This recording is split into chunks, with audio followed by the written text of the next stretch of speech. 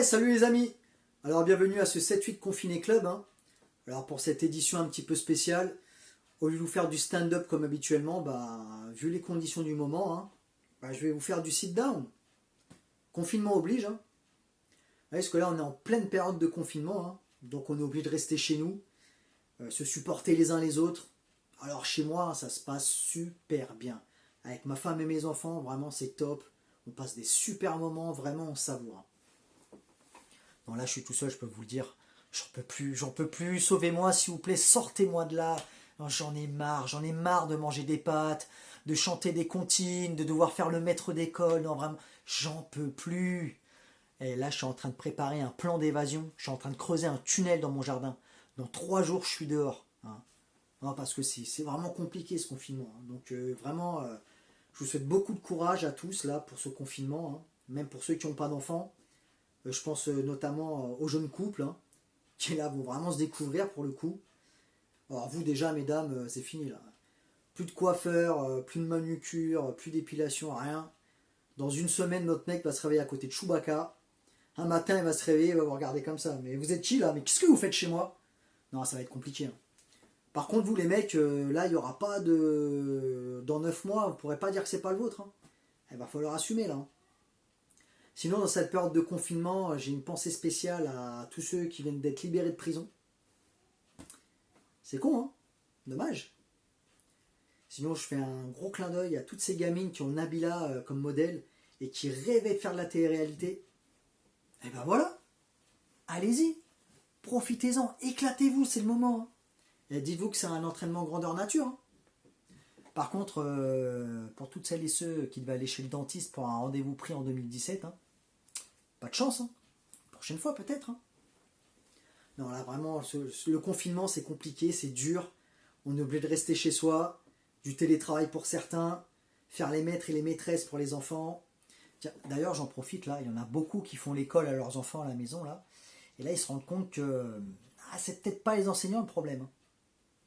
Avec tout ce travail scolaire et les enfants à la maison, moi je vous le dis, si le confinement dure plus longtemps que prévu, c'est les parents qui ont vite trouvé un vaccin, c'est pas les médecins. Voilà, c'est compliqué là, on est obligé de rester chez soi, on n'a pas le droit de sortir, enfin sauf avec une attestation, pour aller faire des courses, acheter des médicaments, mais aussi pour faire une activité sportive et promener son chien. Alors moi j'ai remarqué, bizarrement là, tout le monde s'est mis au footing. Tout le monde va courir, c'est devenu à la mode. Et moi j'ai même mon voisin, il va courir et il fume des clopes en même temps. Bon, chacun a ses petites techniques. Sauf que lui il crie en même temps. Il crie fort, parce qu'il a besoin d'extérioriser. Les chiens c'est pareil. Maintenant tout le monde va promener son chien. Même ceux qui n'en avaient pas. C'est devenu à la mode, tout le monde promène son chien. Moi dans mon voisinage j'ai un seul voisin qui a un chien. Et il loue son chien à tous les autres voisins. Alors lui le chien il fait 50 promenades par jour, il vit sa meilleure vie de chien. Mon voisin, il loue son chien contre un rouleau de PQ. Parce que c'est devenu une nouvelle monnaie. C'est comme en prison, il se paye avec des cigarettes, là c'est pareil. Tiens d'ailleurs, si vous avez un gros stock de papier toilette chez vous, vous êtes les nouveaux rois du pétrole, sachez-le. Ouais, ça, là, avec les petites techniques pour sortir, là, le chien, le footing, c'est pour les plus disciplinés. Parce que sinon, il y a les autres. Il y a les invincibles. Vous savez, ceux qui sont tous les jours dehors, ils vont se promener en famille, ils font du vélo, ils vont bronzer. En plus, vous les connaissez, c'est ceux qui restent d'habitude chez eux toute l'année à regarder la télé, à jouer à la console. Ils sortent jamais. Puis là, on leur dit, restez chez vous, c'est comme dans les cités aussi. Tout le monde est dehors. Ils font des tournois de foot, des barbecues géants. C'est devenu des bases de loisirs. Non, tous ces gens-là se croient en vacances. Ils pensent que le confinement, c'est des vacances. N'empêche, pendant le confinement, tout le monde a envie de sortir. Mais quand tout ça, ça sera fini, et qu'il va falloir retourner au travail et reprendre une vie normale, là, il n'y aura plus personne qui aura envie de sortir. Bizarrement, tout le monde va vouloir rester chez soi. Le Covid-19, ça a changé nos vies. Alors le Covid-19, j'y crois, mais je pratique pas. Je trouve que c'est devenu trop commercial. C'est vrai, c'est une fête commerciale inventée par les groupes agroalimentaires pour relancer l'économie et le chiffre d'affaires des supermarchés. Regardez, il n'y a pas longtemps, il y avait la crise des gilets jaunes. Il n'y avait plus de pouvoir d'achat.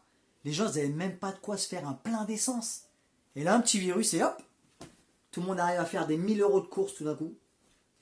Les magasins ont été dévalisés. Les gens ont pété un plomb. Dans un seul caddie, ils prennent 850 kilos de pâtes et 940 rouleaux de PQ. Alors moi, quand je vois les gens se ruer et se concentrer uniquement sur les pâtes et le PQ, hein, ça prouve bien qu'il n'y a que le blé et le cul qui comptent dans ce pays. Hein. Ah, je suis pas étonné. Hein. Non, les gens ont tout dévalisé, ils ont tout pris. Alors, pour toutes celles et ceux qui ont dévalisé tous les stocks dans les magasins, j'ai un message pour vous. Moi, j'ai pas pu faire de réserve. Donc je viendrai manger chez vous. Hein. Là, j'ai bientôt fini de construire mon tunnel. Dans 3 jours, je suis dehors. Et j'ai faim. J'ai très faim. Donc préparez-vous. Vous pouvez déjà rajouter un couvert sur votre table. Hein, j'arrive.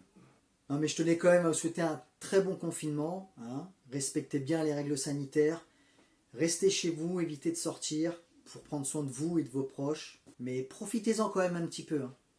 Non, parce que quand tout ça, ça sera fini et qu'on va s'apercevoir que les patrons peuvent nous imposer les dates de congés payés et qu'il va falloir travailler plus de 35 heures, eh ben ça va piquer. Hein. Bon allez, je vous fais pas la bise, je vous serre pas la main, mais je vous dis à bientôt.